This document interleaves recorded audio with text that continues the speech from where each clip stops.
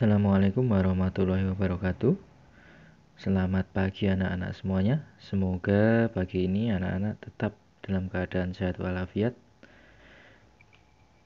Kalau pada pertemuan sebelumnya kita membahas tentang mengetahui panjang pendek bunyi pada lagu, kemudian gerakan bertumpu dengan tangan, dan selanjutnya mengetahui alat ukur untuk benda-benda yang berbentuk bulat, yaitu jangka sorong. Untuk pembelajaran kelima ini akan kita lanjutkan dengan dimulai mupel bahasa Indonesia, yaitu menemukan kosakata baru yang terdapat dalam puisi anak dan mengartikannya. Untuk kali ini masih mengenai keseharian Benny ya. Pada sore hari, Benny mempunyai tugas.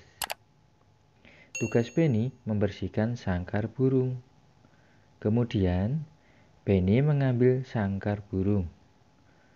Benny membersihkan sambil bernyanyi. Benny menyanyikan lagu Burung Kutilang. Sebenarnya burung kutilang ini juga bisa dibaca sebagai puisi ya. Tapi mungkin anak-anak akan lebih tertarik kalau dinyanyikan saja. Untuk itu Pak Guru akan bernyanyi saja. Di pucuk pohon cemara, burung kutilang berbunyi,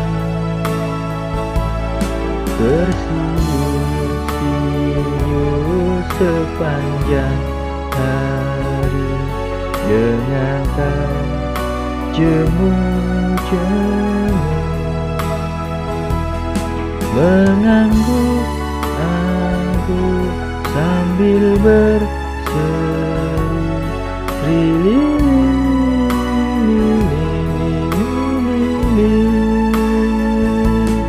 sambil berloncat-loncatan.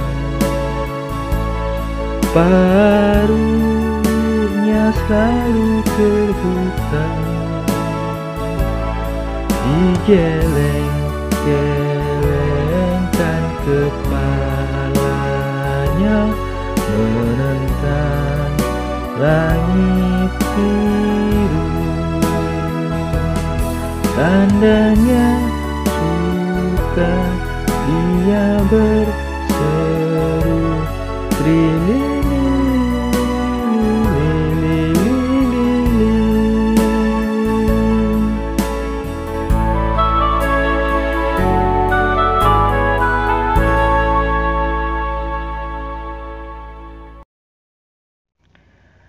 Demikian tadi lagu Burung Kutilang, kurang lebihnya lagunya seperti itu ya.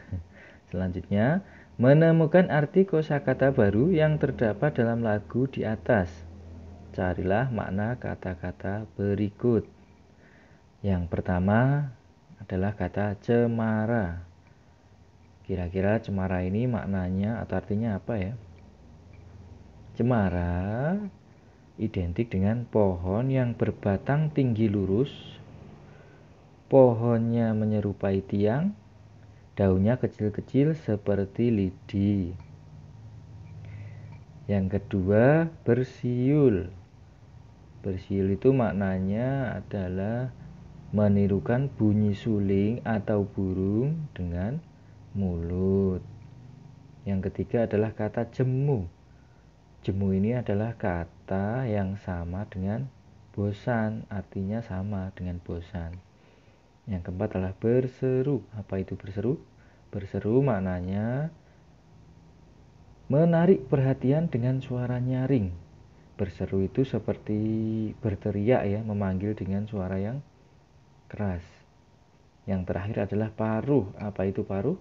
Paruh itu adalah mulut burung, ayam, dan itik. Selanjutnya kita ke mupel PJOK ya, olahraga, yaitu menjelaskan variasi gerak bergantung dengan tangan.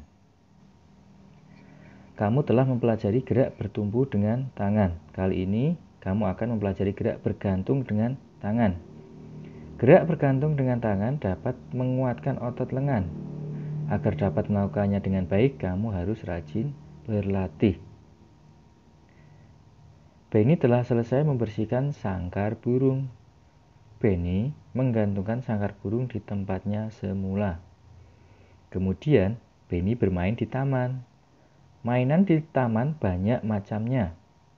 Ada mainan bergelantungan, ada mainan perosotan, ada mainan ayunan. Benny memilih mainan untuk bergelantungan. Coba perhatikan gambar berikut. Cara melakukan gerak bergantung dengan tangan. Yang pertama, tangan Benny bergantung, kaki lurus ke bawah. Kemudian gambar kedua, tangan Benny bergantung, paha diangkat ke depan. Selanjutnya gambar yang ketiga, tangan Benny bergantung, kaki ditekuk ke belakang. Gambar yang keempat selanjutnya, tangan Benny bergantung, kaki memanjang ke depan. Yang kelima, tangan Benny bergantung, kaki memanjang ke belakang. Gambar yang keenam, yang terakhir adalah tangan Benny bergantung, paha diangkat ke samping. Pernahkah kamu melakukan seperti Benny? Kalau belum, mungkin nanti prakteknya bisa dipandu oleh guru olahraga. Selanjutnya kita ke Mupel PPKN ya, yaitu menunjukkan contoh perilaku di rumah yang sesuai dengan sila kedua.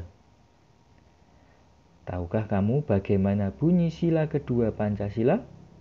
Sila kedua Pancasila berbunyi, kemanusiaan yang adil dan beradab.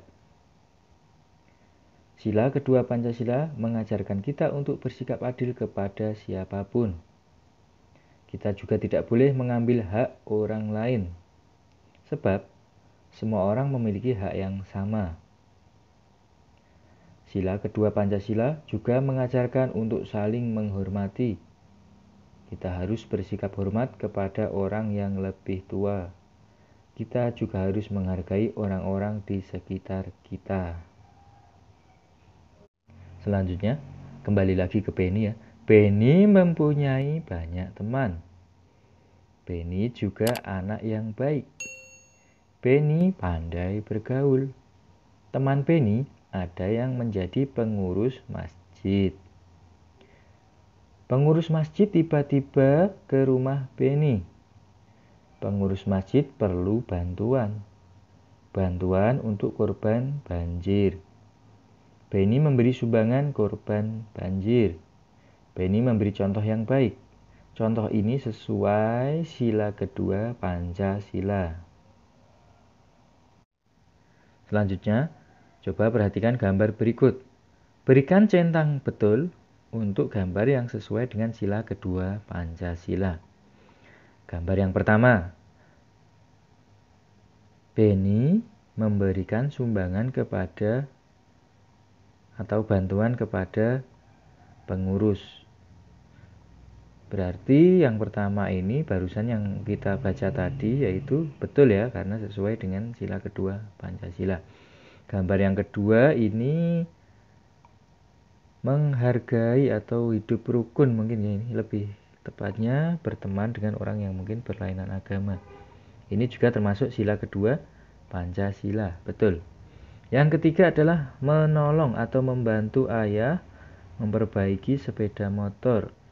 Berarti termasuk ya, termasuk sila kedua Pancasila. Yang keempat adalah berdoa sebelum makan. Apa ini termasuk sila kedua Pancasila? Bukan ya, kalau yang ini adalah sila pertama. Jadi jawabannya salah. Yang kelima adalah ini bersikap adil.